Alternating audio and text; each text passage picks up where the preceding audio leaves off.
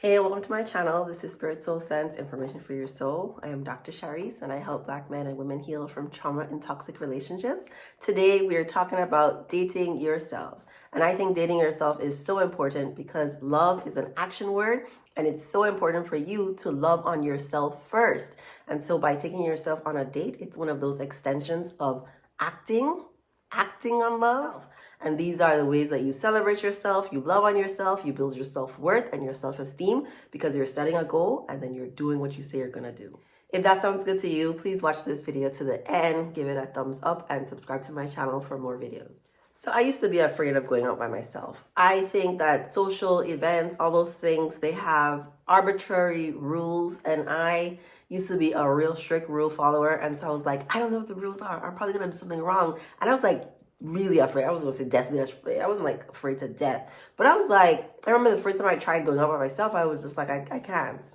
I just can't. I was so afraid that I was going to do something wrong and that doing something wrong would then lead to embarrassment or just me feeling bad about myself because I didn't know what to do. I didn't know what to say. Although I'm one of those extroverted introverts. I'm extroverted, but I'm quite outgoing in social situations and I understand people well. And so I think that worked for me.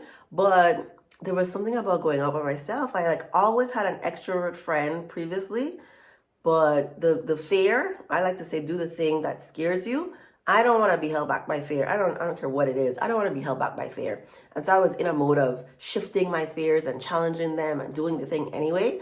And so now I go over myself all the time, right? And so I'm here to give you some tips on how you can do that same thing for you.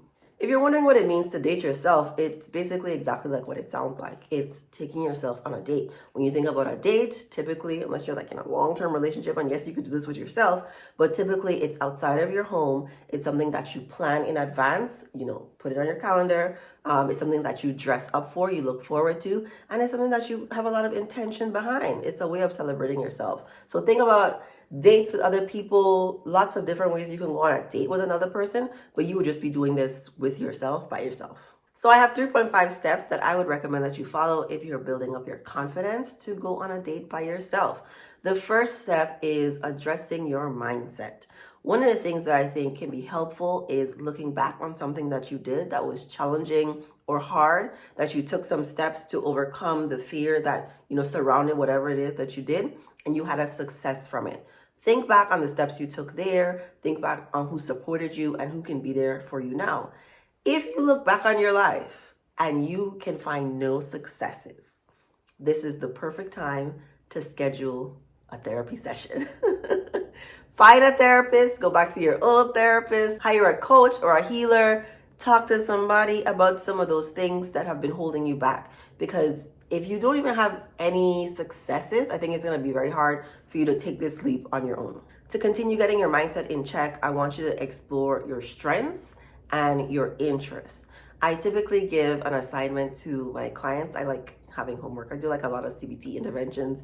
But one of the assignments I usually give to my clients when we're getting to this self-love portion and ways in which you can love on yourself is to get a boost from outside sources and then couple that with some of the things you create on your own list. So you would ask anywhere from 3 to 5 people to list things about you. And so these can be your strengths, this is the way they see you, or to describe your personality to you. So you're using this list for context because these people, they're gonna be telling you positive things about yourself and it provides context. You combine that with your own list and you can have some ideas on things that you're really good at. You can have some ideas for what you're gonna use later to plan a date. But the goal is to build up your self-confidence. You're being reminded that you are so awesome and so amazing and so interesting, and you're getting feedback from people who love you, and you're thinking about it for yourself, calling those things in for yourself.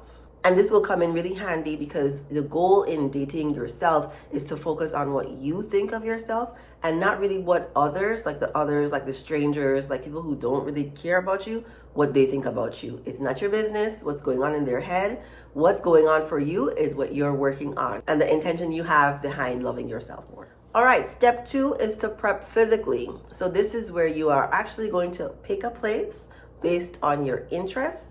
Maybe it's something that you've been wanting to do, maybe something that's been on your list, something that was recommended, but it should be something that you're looking forward to and something you think you'll have fun at, or at the very least, feel a little bit comfortable, you are going to pick something that's a little outside of your comfort zone. You're already going by yourself. So it's not like, oh, I'm just going to be perfectly fine here. No, you are going to be challenged in a way. But I at least want you to think that there are some aspects of this experience that you are looking forward to and think will be positive. Whether that's the food or the ambiance or the view, something about it you are looking forward to.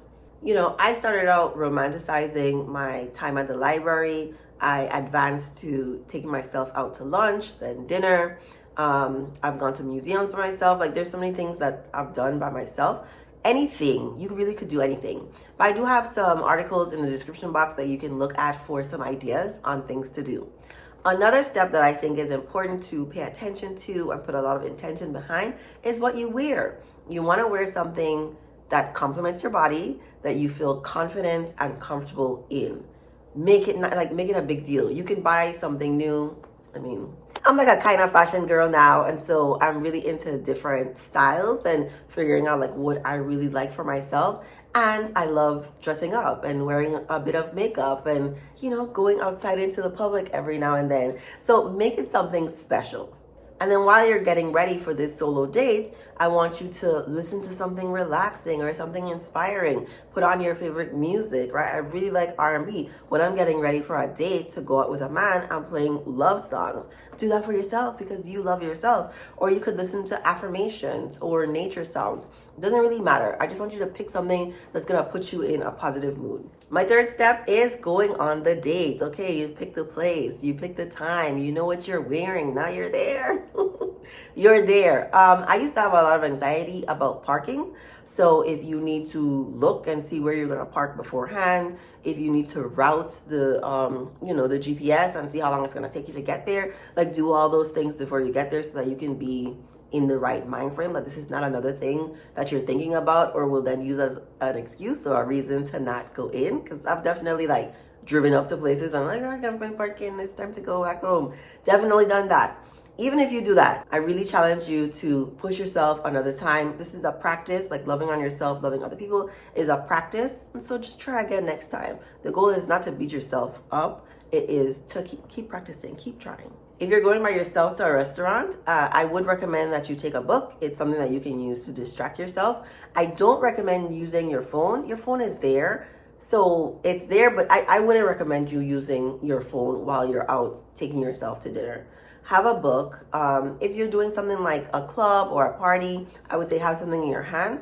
I'm not really big on alcohol, so maybe you can order a water or a soda, but having something in your hand is a neat way of feeling like I'm involved. I don't feel so awkward. It's okay to feel awkward. You don't feel so awkward, right? But this can help you relax because you're doing something.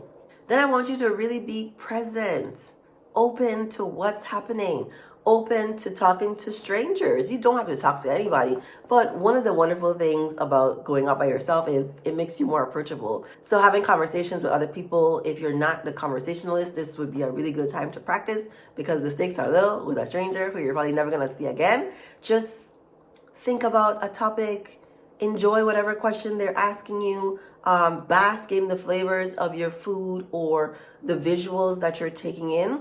Just really be there with your environment and with yourself. And then my point 5 from my 3.5 steps is the post-date check-in. So the date is complete, okay? It's time to celebrate yourself. You give yourself a hand clap, you pat yourself on the back, you tell someone, I did a thing, right? You really give some attention to celebrating the fact that you did what you said you were gonna do. And then I want you to reflect on what went well. Like, what were the parts that you felt most comfortable doing, right? Maybe it was ordering. Maybe it was the ticket exchange. But then after this, scheduled social interaction, you're like, I don't know what to do. I just was aimless. Think about if you would do it again or what you would do differently and what you might want to try out for another time. At the end of the day, the fact that you did it was a success.